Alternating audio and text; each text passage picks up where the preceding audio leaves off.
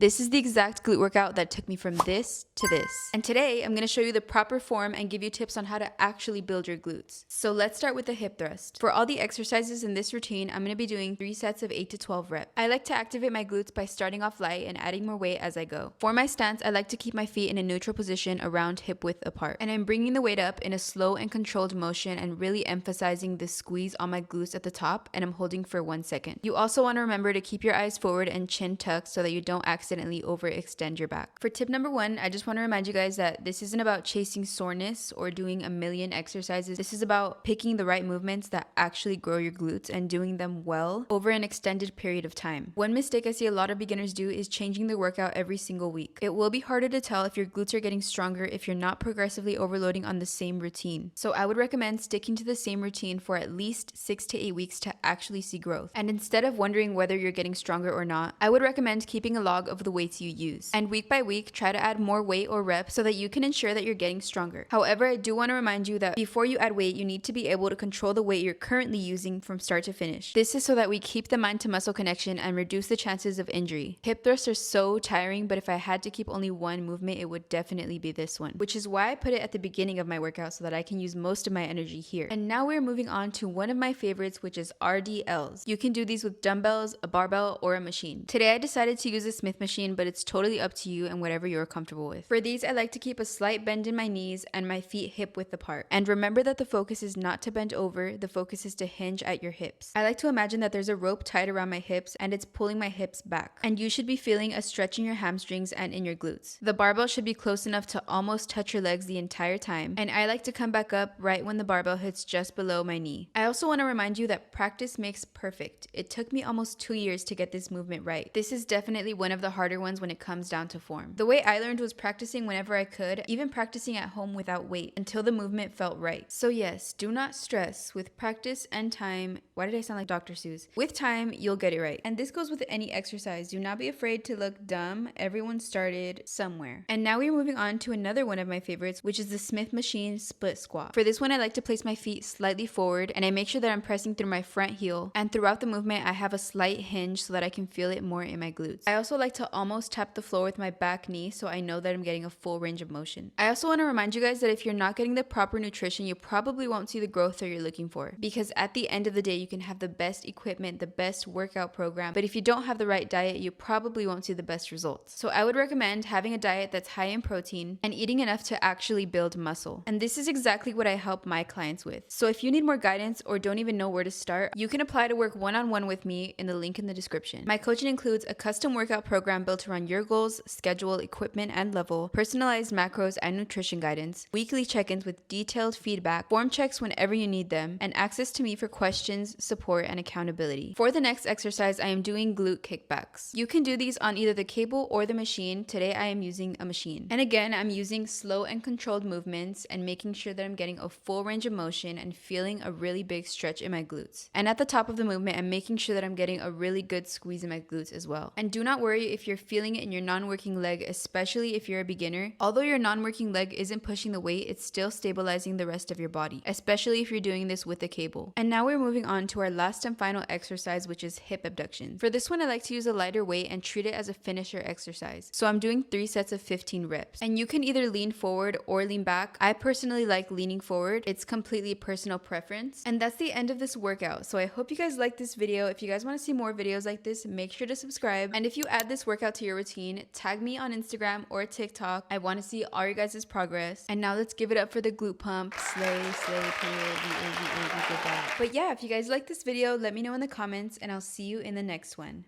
Bye!